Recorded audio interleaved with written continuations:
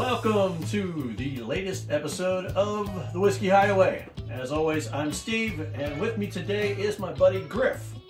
Hello everybody, how you doing? Glad to be here with you. Griff is the guy that lent me this. This is the Whiskey Infuser by Ethan and Ash, and I ordered some stuff on Amazon to infuse some, well, crap whiskey and try and make it better. So I got, for this one, I got the orange and ginger packet, and I was going to keep it in here for like, 2 weeks, but after about 5 days, my interest got piqued as to how it would taste.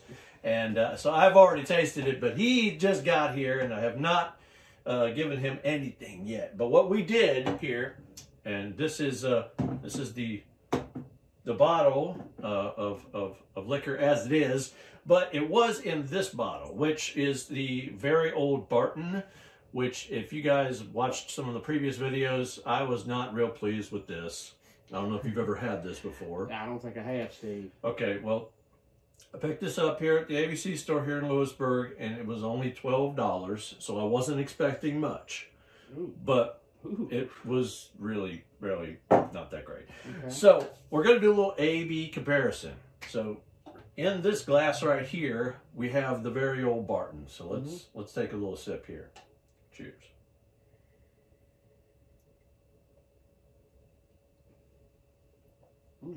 Yeah. Oh. I'm not even going to drink any more of that. It's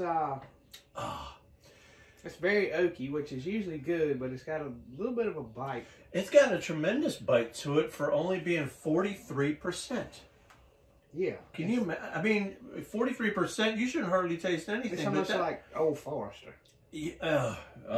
It's just, I just don't understand what happened with this bottle. Maybe it's just this bottle, because I've seen so many reviews online where people are telling me that it's great and they're pulling out all of these different notes and everything, but honestly, this one ruined me on this.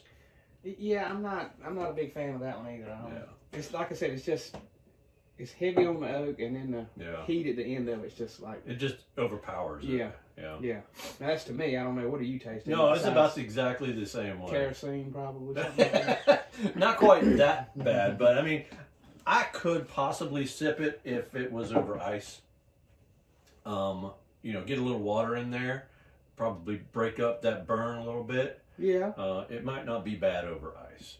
I did try and mix this, and it didn't turn out all that well. Okay, so let's take a little sniff on this one. Let's explain to them about the infusion how it works first. Okay, so I did one. Well, you tell us what you did the first time around. So, like Steve said, it's made by Ethan and Ash. I got it through some sort of little subscription company, and they sent it to me. I think it's about $80-90. Did you look it up? This whole apparatus is, but the little packets are about $10. Yeah. So you get a little envelope of spices. You said you did orange and ginger. There's a vanilla one. Right. There's all this kind of stuff. So you basically just unscrew it.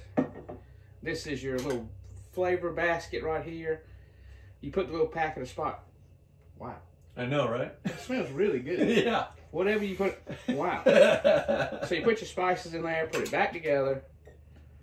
You probably explained this last week. I don't know. I'm just going. Yeah. In the video, they saw me open the packet. I actually showed them what was in the packet. That's right. And all that good stuff. So yeah, when I did it, you know, I did it at... What whiskey did you use? I used straight up Yvonne Williams, or Evan Williams, as a lot of folks like to say.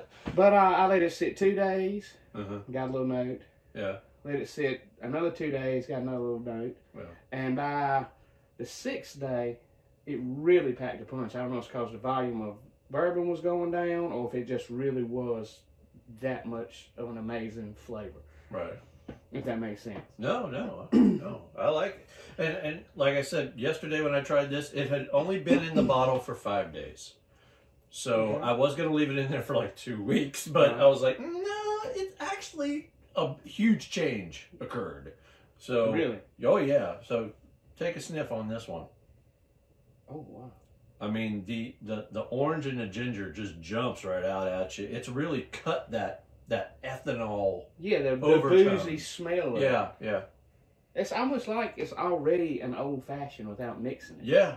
That's the smell. Because outside of the ginger and the orange, like I can start picking out other notes that I wasn't picking out from, you know, just drinking it the regular. Yeah. Because you can smell a lot of vanilla in there now. That oakiness is kind of buried now, as far as like, you know, the smell of it at least. I'm not getting it at all. No. I mean, it is. Wow, that is completely different, 100% different. At least on the smell. Yeah, it's changed it like so much from what it was. I know I was like back to knock it back, but it did take a little just sniff. 5 days. I mean, that's crazy. Wow. So, cheers. Here's to swimming with bow-legged women.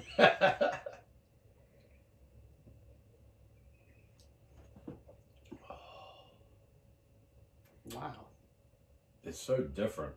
I mean, it still has a little bit of that burn on the back end. It does, and I don't think there's any way to cut that but with water. But it's not as bad as it was straight out the bottle. It's muted it a little bit.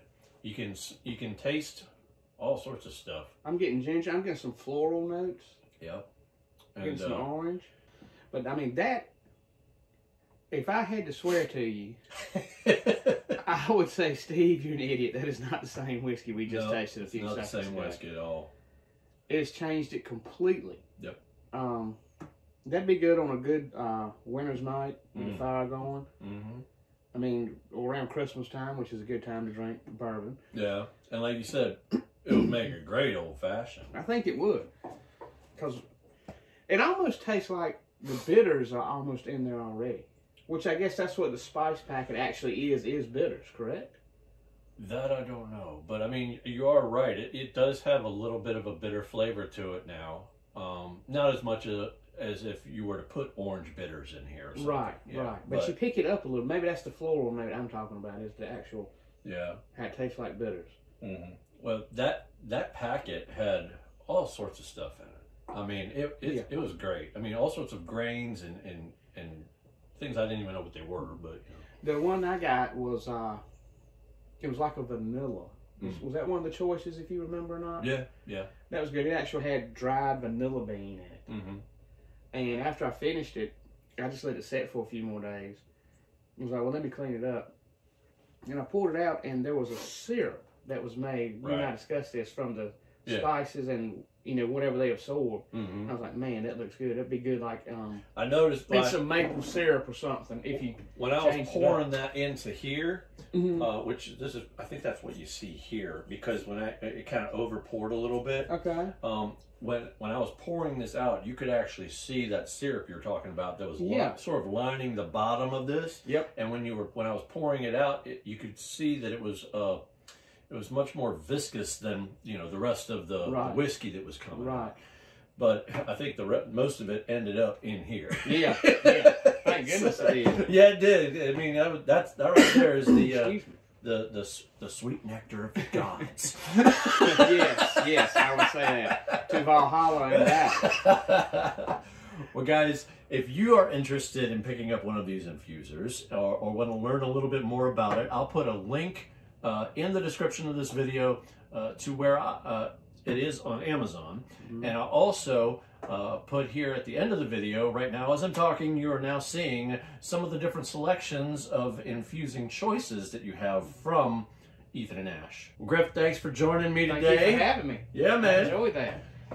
If you guys want to catch up on some of our older videos, go to the Whiskey Hideaway YouTube channel. We've got a bunch of videos on there. Check them out, and we'll see you in the next episode. Go Pirates.